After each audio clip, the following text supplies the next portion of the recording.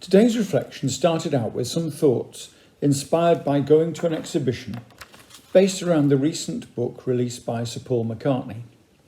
The book is entitled Lyrics, and it features words and stories around 140 of his own songs, which he's written and composed, spanning 7 decades.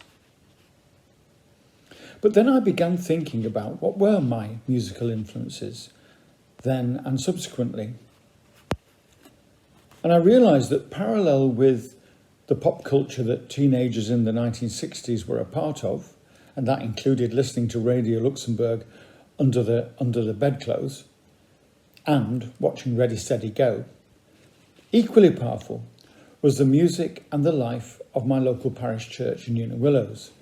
Here, singing in the choir from the age of 8, I developed a lifelong love of church music. Singing psalms in Anglican chant, anthems, hymns galore, and all this fed into a growing understanding of faith and eventually of calling. Also, around that time, Liverpool Cathedral hosted regular folk concerts. We used to get a coach from Newton, and we'd go and see groups called the Spinners, Jackie and Bridie, and the Crofters, and many more. These folk concerts complemented the choral music of Sundays and festivals, and often with a cutting edge of protest. Without realising it, music was in all its forms becoming something that would stay with me for the rest of my life. Around 1970, 2 recordings appeared. One was by Andrew Lloyd Webber and Tim Rice, entitled Jesus Christ Superstar. And it became a hit musical on Broadway and in the West End. And a year later, another album, Godspell, was released. Overshadowed by the success of Jesus Christ Superstar, Godspell told the Christian faith through parables of the kingdom. But its opening song was particularly striking. A lone voice begins a phrase which is gradually taken up by more and more by ending up with all the cast. Prepare ye the way of the Lord. Prepare ye the way of the Lord. This, repeated numerous times, getting louder and louder, became an amazing start to the concert. All of which brings me to the present, as we are now on the verge of the season of Advent.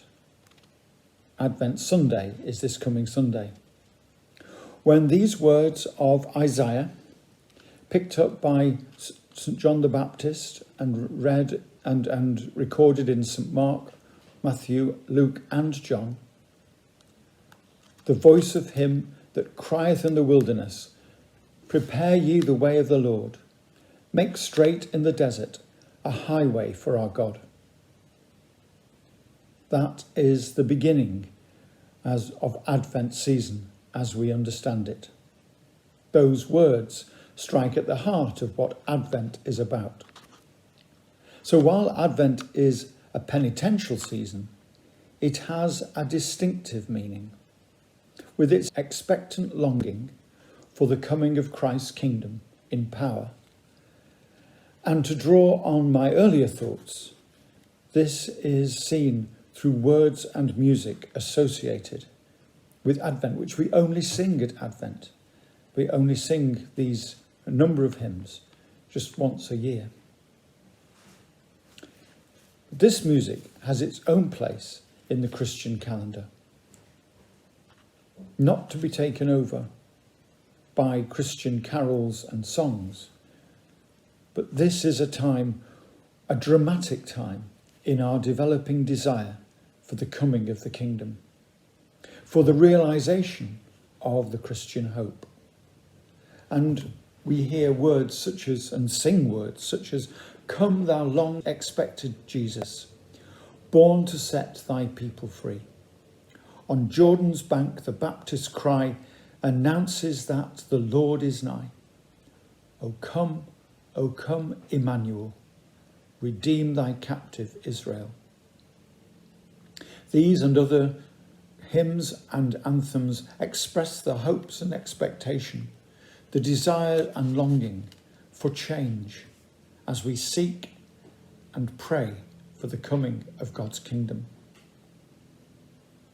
And words from another hymn that we always used in Wigan on the fourth Sunday of Advent. Where is thy reign of peace and purity and love? When shall all hatred cease, as in the realms above? We pray thee, Lord, arise and come in thy great might. Revive our longing eyes, which languish for thy sight. As Advent reaches its conclusion, we focus on Mary and the Song of Mary, Magnificat, a song which speaks of the kingdom, a song which heralds Christ's birth in the words of Mary, and a song which makes us truly ready to receive him. Perhaps Happy Advent isn't right for this season of waiting or expectation. Instead, perhaps, have a fruitful Advent, even a musical Advent. Dig out those copies of the Messiah, which expresses all these hopes and expectations and desires and fears and yearnings. Or the Christmas Oratorio, or the Charpentier Mass of midnight, and remember and reflect and feel the hopes that arise as we wait for the coming of the Christ child.